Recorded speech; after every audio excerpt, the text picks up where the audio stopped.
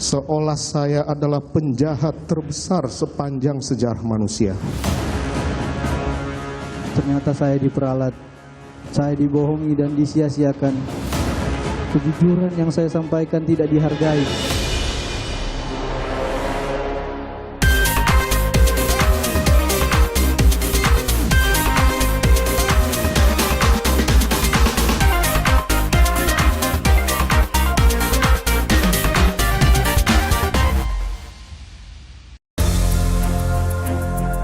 Setelah pembacaan tuntutan, sidang pembunuhan Brigadir Nofriansyah Yosua Huta Barat kembali digelar dengan agenda sidang pembacaan pembelaan kelima terdakwa pada Selasa 24 Januari 2023. Kuat Ma'ruf menjadi terdakwa pertama yang menyampaikan pembelaan atas dakwaan kasus pembunuhan berencana Brigadir Yosua. Dalam pembelaan pribadinya, Kuat menyatakan tidak dapat mengerti mengapa dirinya didakwa ikut dalam pembunuhan almarhum Yosua. Kuat meyakinkan majelis hakim tidak akan pernah sampai hati membunuh seseorang yang pernah menolongnya. Walaupun saat ini saya tidak tahu salah saya apa dan saya tidak mengerti kenapa saya dituduh ikut dalam perencanaan pembunuhan almarhum Yosua. Demi Allah, saya bukan orang sadis, tega dan tidak punya hati untuk ikut membunuh orang, apalagi orang yang saya kenal baik dan pernah menolong saya. Almarhum Yosua pernah membantu saya dengan rezekinya, karena pada saat itu anak saya belum bayar sekolah.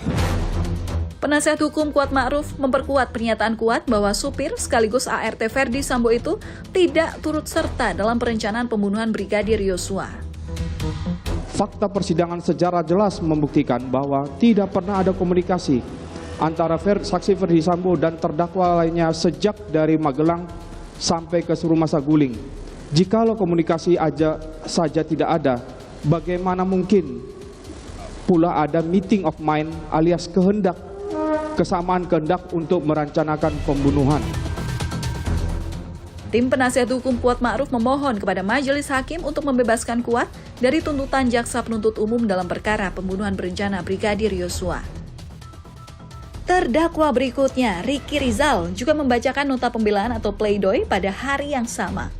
Sebelumnya, jaksa menuntut Ricky dengan hukuman 8 tahun penjara pada sidang pembacaan tuntutan pada 16 Januari 2023. Dengan isak tangis, Ricky meminta maaf kepada keluarga dan ibunya.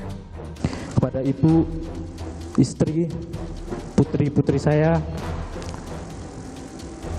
dan seluruh keluarga besar saya memohon maaf atas kejadian yang menimpa saya.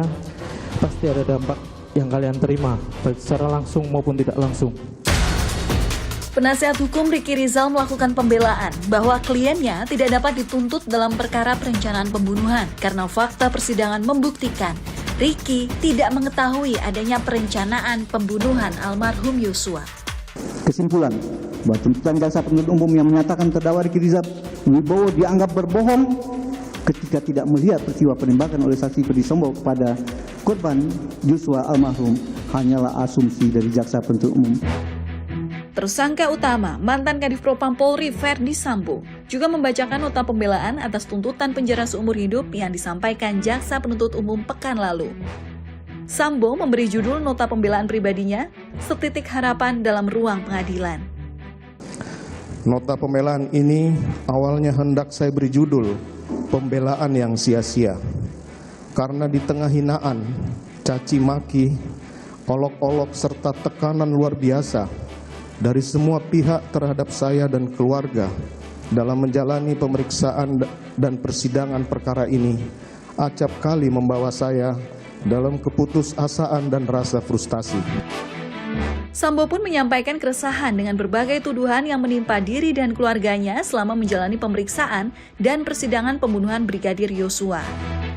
Sejak awal saya ditempatkan sebagai terperiksa dalam perkara ini, beragam tuduhan telah disebarluaskan di media dan masyarakat, seolah saya adalah penjahat terbesar sepanjang sejarah manusia.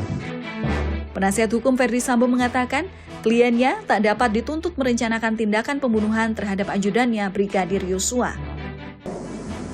Terdakwa tidak pernah merencanakan penembakan kepada korban pasca menerima panggilan telepon dari Putri Chandrawati mengenai kejadian di Magelang dan tidak melakukan perbuatan persiapan pembunuhan apapun.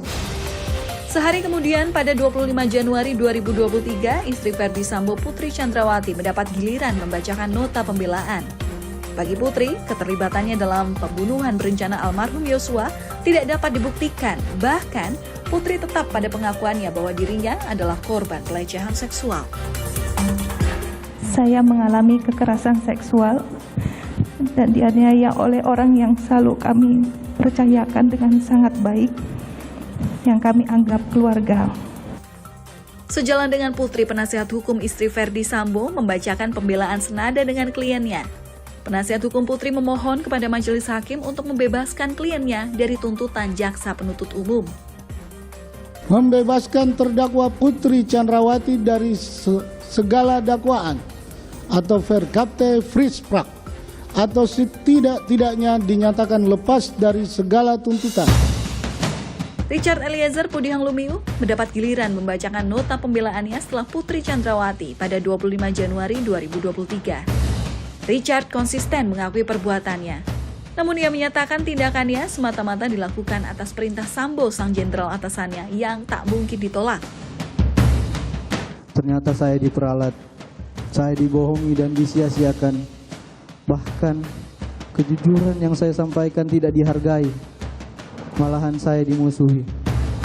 Penasihat hukum bahkan meminta hakim untuk serius mempertimbangkan posisi Richard sebagai justice collaborator. Dengan pengakuan Richard, publik berhasil mengetahui peristiwa di balik terbunuhnya Brigadir Nofriansyah Yosua Huta Barat. Kami sangat mengapresiasi dan berterima kasih atas keputusan LPSK saat menerima permohonan justice collaborator terdakwa Richard Eliezer Pudihang Lumiu. Menghilangkan nyawa orang lain dengan perencanaan jelas sebuah kejahatan kejam. Keputusan hakim tak boleh buta pada fakta bahwa tingginya kuasa tidak membuat seseorang memiliki hak untuk merampas nyawa manusia lainnya.